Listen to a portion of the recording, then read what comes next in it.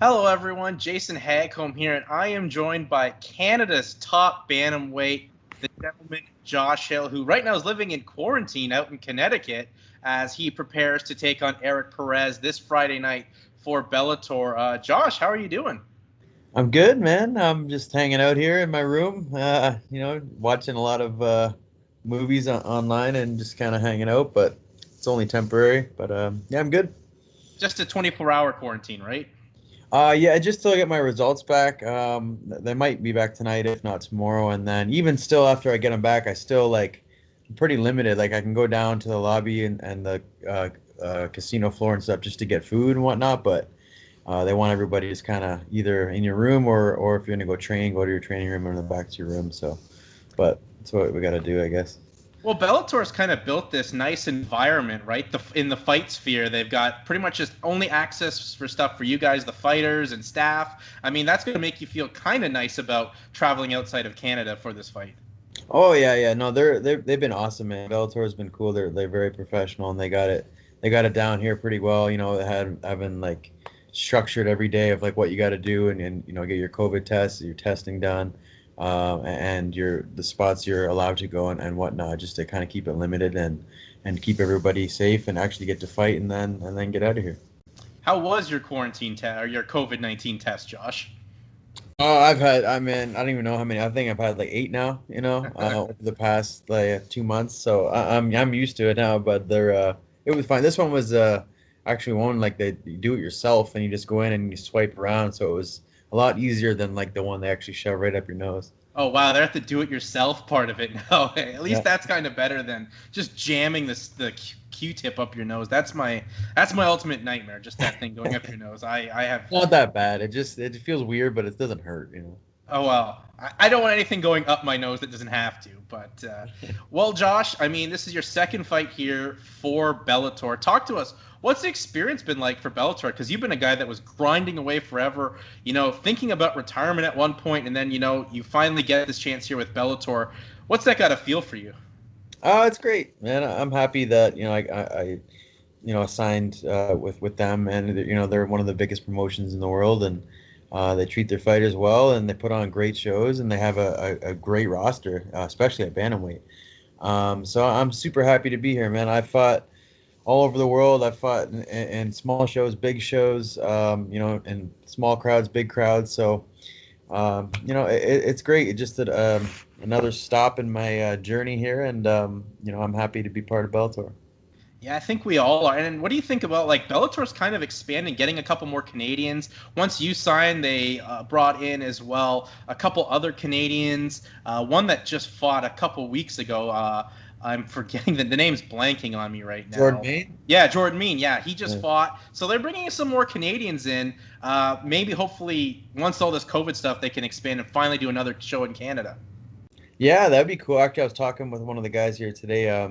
You know, they haven't been here or been to Canada in I don't know how long it's been a while anyway. But one of the main reasons was it was dealing with the Ontario Commission and more specifically Ken Hayashi. So I was telling him now he's gone. The Wicked Witch is out. Um, and they're Luke and the guys running are much easier to deal with now. So hopefully they can come back. Yeah, hopefully. I think 2013 was the last time I was there in attendance for that night, where Yeah. uh, Desmond Green fought in the main event against Daniel Weichel. That was the main event for that night. So yeah, it's been a while, but I mean, Josh, this is a big fight for you against Erik Perez. I mean, this is a real exciting fight. That's a guy that we all know what he did in the UFC, but lost his Bellator debut. Where you come in, you get a win, and you get a nice step up in competition. Where do you feel your career goes if you get a win over Erik Perez? Yeah, it'd be huge for me. He's I think he went like 7-2 in the UFC and he actually left on a three-fight win streak and he went to Combate and he won both his fights there and then came to Bellator. But he's a tough guy, man. He's well-rounded.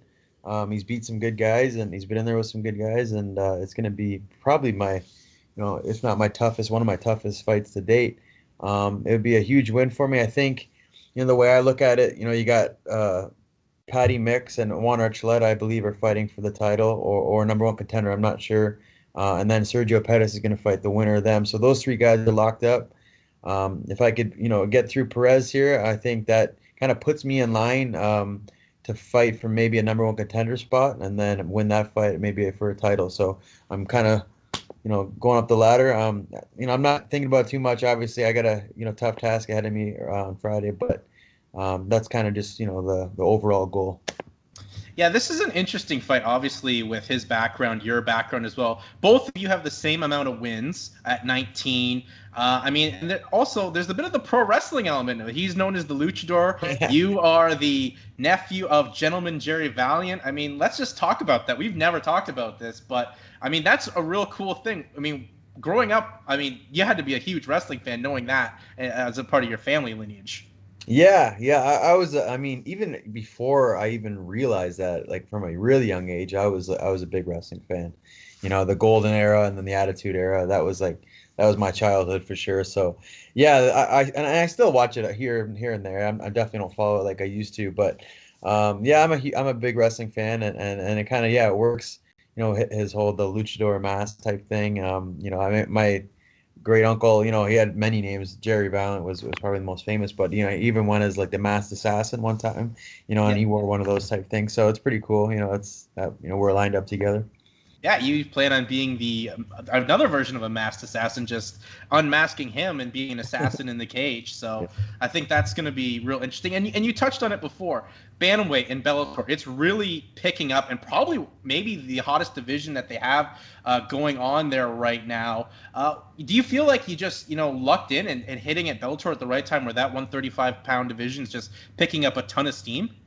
Oh, it seemed like they did a bunch of signings and started beefing it up. They had some guys already, but then they signed Pettis, they signed myself, um, what's his name, Stotts, Rufian Stotts, Yeah. and then Archuleta and Mix, and then you got like the Irish Gallagher and Eleanor out there. They're supposed to fight Ricky Bandejas. So there's a lot of guys in that division. It's very deep. So that's why I was hoping they would do a Grand Prix.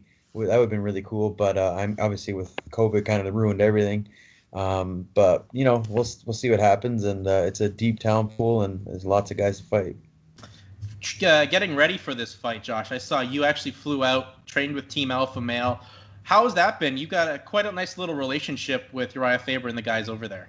Yeah, yeah, that's my home away from home. When I don't train at home, I love going out there. I went out there actually just, I was at home 3 months just doing like self training, and I got sick of it, and I was starting to go mental. My wife was getting pissed at me, so I needed to get away, and so I just said, I'm just gonna go. I didn't realize we could actually fly into the States right now, which we can. But so I said they're still training out there, their gym's still open. So I went out there and just started training, and I was actually surprised. I kept myself in really good shape. Um, Once I went out there and started training with actual people, I realized how good shape I was in. And then about 2 weeks after that, my manager, he texted me, said Eric Wilson, August 21st, and I was like, boom, perfect, and did another week or two out there, and then came back home and finished at home. Luckily, I had a lot of guys at home that were all training.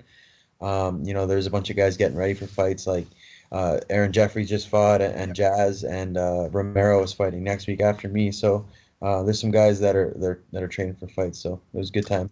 That had to feel nice to get that kind of normalcy back after being in lockdown for 3 months, where everyone's kind of preparing for fights. You, as you mentioned, Aaron, Jazz, Anthony Romero. But I mean, that had to feel nice. I mean, especially because I saw your wife was holding the pads for you back at home.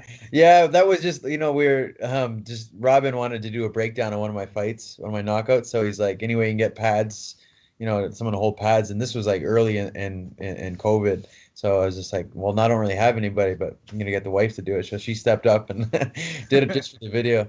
Yeah, I mean, she's a brave one. I'll tell you that, because I've Yeah. sparred with you before, and it's a little intimidating. But I mean, yeah, it had to feel nice. And then, who are you training with really at Team Alpha Male, Josh? All the guys there, the same guys. Faber was there a bit at the start, and then he had to take off. But I got to train again with Cody, which is always great. Uh, Benito Lopez, Chris Holdsworth, who was just a stud on the ground anywhere, but especially on the ground. Darren Elkins, Dwight Joseph, um, I can't even think of any right now. But there's a whole bunch of guys. There's always that's the one thing about going there. Like no matter what, there's always guys there. There's so many bodies and you know not just like shitty guys. There's always really good guys there. So. Yeah, always one of the top gyms in North America, and nice to see you get some time out there. And before I let you go, Josh, I saw your wife put together a nice little video for you Yeah. for some support. That's got to feel nice as well, getting the family kind of element sent to you and all the support from back home while you're stuck now here in quarantine. Yeah, man. She started almost making me cry a bit. But no, that was super cool, super nice of her. That was a pleasant surprise. She actually sent right when I was like getting off the airport or airplane, I started watching it and I was like, oh my God, it's pretty cool. So, yeah, man, I got great support back home with family and friends and teammates and coaches and a lot of people just in the community too that see what I'm doing and they're always wishing me luck and stuff. So I'm a lucky guy, and like I said in my post I did, I'm already a winner. You know what I mean? Like so, it just now just having fun and going out there and trying to collect as many wins as I can and have fun doing it. Yeah, prediction for Friday night, Josh? I'm obviously my prediction's me winning, but I've played this fight out many times, and I can see it going so many different ways. I think because we're both very well rounded. It's not just like a wrestler versus striker or grappler versus wrestler or whatever. It's a fight between two guys that are vets, that are very well rounded. But I could see me catching them and knocking them out. I could see me, kind of wearing on him and beating him, and then maybe open up a submission later. Or I could just see me, being a step ahead of him for 3 rounds and just getting a clear decision. So, whoever kind of ends up, I'm happy with as long as it's going in my favor. Yeah, absolutely. Well, Josh, you're clearly looking to be in the best shape of your career right now. Go enjoy or do what you can to enjoy the rest of this lockdown. What are you watching right now to pass the time? Well, I did plan for this a little bit. I'm a huge movie guy in general, but I love horror. So I downloaded Shudder, and I'm watching a documentary now called In Search of Darkness. It's like 4 hour horror, 80s horror documentary, so it's right up my alley. So I've been watching that today just to pass the time. But that's pretty much all I've been doing, man. And I was looking at the restaurant list here, and they got so many places I'm just dying to go eat. Now it's got weight cut coming up, but they got a hash house here. You ever been to the hash house? No, I have not. No, it's a place I went to in Vegas, and they have the best chicken and waffles ever.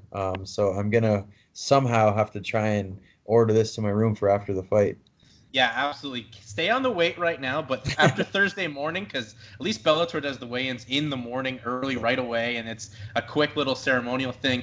Order your hash, get your chicken and waffles, and best of luck Friday. I know there's a lot of people rooting for you, Josh, and a win would be huge not only for your career, but Canadian MMA as a whole in that promotion. So best of luck Friday night, Josh. Thanks, brother. Appreciate it. Thank you.